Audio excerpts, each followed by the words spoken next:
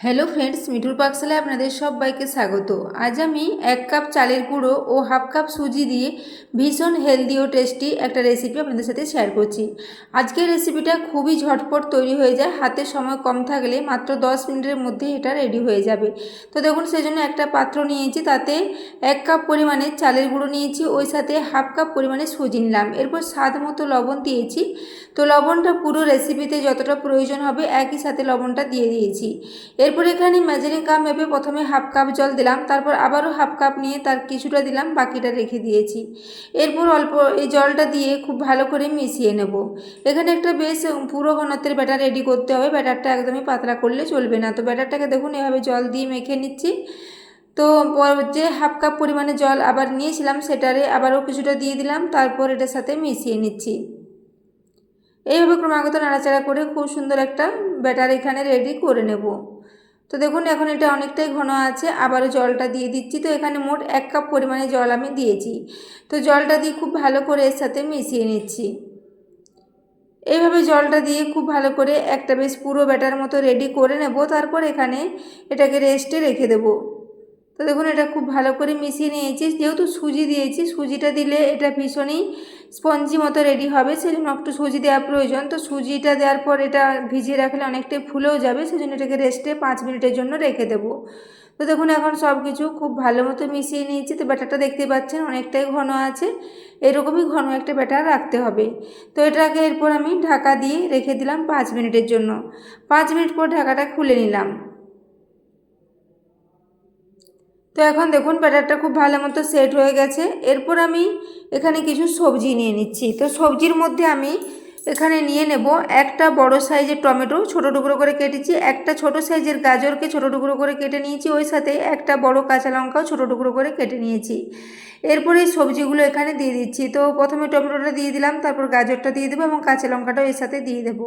তো আমি রেসিপিটা সম্পূর্ণ নিরামিষ রেডি করেছি, আপনারা চাইলে এখানে একটু কুচিয়ে নেওয়া পেঁয়াজের ব্যবহার করতে পারেন, সেটাও ভীষণই ভালো লাগবে। তারপর শেষে লঙ্কাটা দিয়ে দিলাম, তারপর এই সবজিগুলো দিয়ে এই ব্যাটারের সাথে খুব ভালো করে মিশিয়ে নেব। এই সবজিগুলো দেওয়ার জন্য এর টেস্টটা ভীষণই ভালো হবে।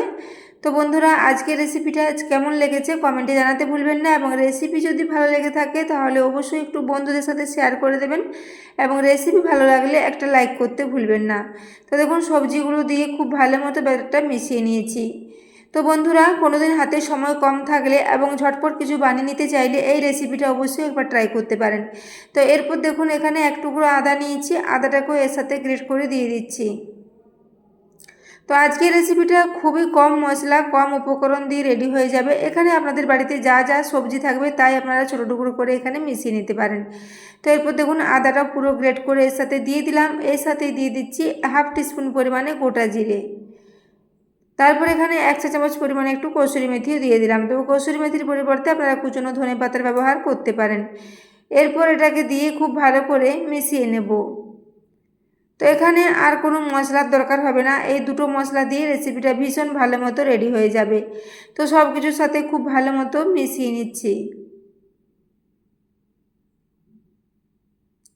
তো ব্যাটারের কনসিস্টেন্সিটা দেখেই বুঝতে পারছেন এরকম পুরো ঘনত্বে ব্যাটার রেডি করতে হবে। তো এরপর এখানে সবশেষে দিয়ে দিচ্ছি 1/4 টিস্পুন পরিমাণে একটু বেকিং সোডা, ওই সাথে অর্ধেকটা পাতিলেবুর রস এর সাথে দিয়ে দিলাম, যাতে এটা খুব ভালো মতো একটু অ্যাক্টিভ হয়ে যায়। তো পাতিলেবুর রসটা নিগড়ে খুব ভালো করে এর সাথে দিয়ে দিলাম, তারপর চটজলদি করে এটাকে খুব ভালো করে মিশিয়ে নেব। তো দেখুন চামচে করে খুব ভালো করে এটাকে মিশিয়ে নিতে হবে।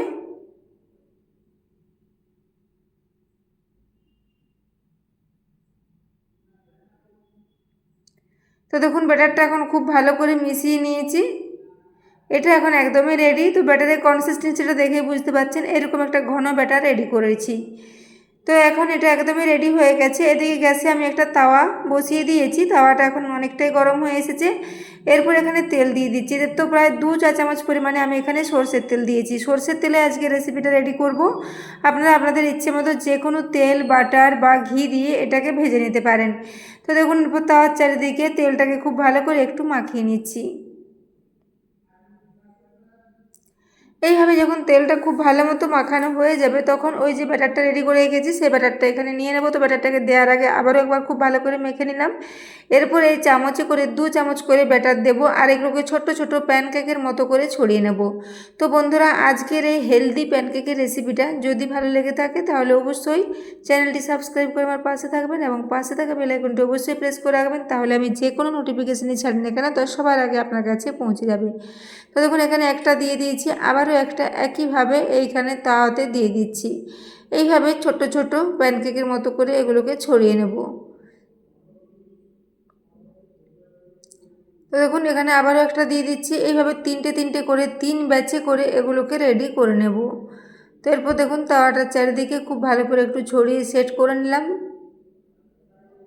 তারপর এটাকে ঢাকা দিয়ে রেখে দেবো প্রায় 2 থেকে আড়াই মিনিটের জন্য। তো আড়াই মিনিট পর ঢাকাটা খুলে নিয়েছি। এখন দেখুন উপরটা খুব ভালো মতো শুকিয়ে গেছে এবং সাইডগুলোও খুব ভালো মতো ভাজা হয়ে গেছে। এরপর উপর থেকে আবারও 1 চা চামচ পরিমাণে সরষের তেল দিয়ে দিলাম, তাহলে নিচের দিকটাও খুব ভালো মতো ফ্রাই হয়ে যাবে। এরপর উল্টে নিচ্ছি। তো দেখুন একে একে এরপর এগুলোকে উল্টে নেব।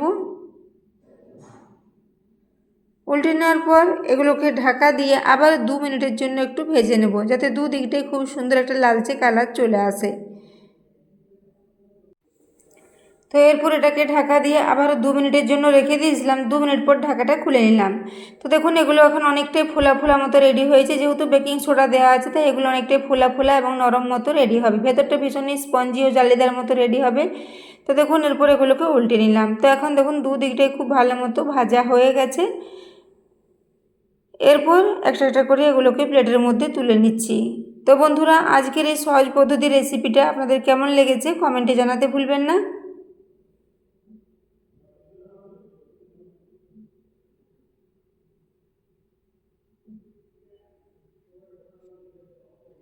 তো এরপর দেখুন এগুলোকে 3 ব্যাচে করে আমি ফ্রাই করে নিয়েছি। তারপর একটা প্লেটের মধ্যে সবগুলো একসাথে নিয়ে নিচ্ছি। এইভাবে সবগুলো একসাথে নিয়ে আমি সার্ভ করে দেবো। তো বন্ধুরা এগুলোকে আপনারা যে কোনো ধরনের চাটনির সাথে সার্ভ করতে পারেন, খেতে দুর্দান্ত লাগবে। তো দেখুন এরপর একটা আপনাদের আওয়াজটা দেখিয়ে দিচ্ছি। উপর থেকে ভীষণই খাস্তা ও মুচমুচে এবং সবজি দেওয়ার জন্য ভেতরটা খুবই নরম মতো ছিল। এগুলো ঠান্ডা হওয়ার পর একই রকম থাকবে, একদমই শক্ত হয়ে যাবে না। তো দেখুন এরপর একটা আপনাদের ভেঙে দেখিয়ে দিচ্ছি। তো দেখতেই পাচ্ছেন ভেতরটা সবজিগুলো খুব ভালো মতো দেখা যাচ্ছে। ভীষণ হেলদি, ভীষণ টেস্টি একটা রেসিপি। তো বন্ধুরা আজকের রেসিপিটা এতক্ষণ পর্যন্ত দেখার জন্য আপনাদের অশেষ ধন্যবাদ। আবারও চলে আসবেন নিত্য নতুন কোনো রেসিপি নিয়ে। ততক্ষণের জন্য সবাই সুস্থ থাকবেন, ভালো থাকবেন। দেখা হচ্ছে আবারও অন্য কোনো রেসিপিতে।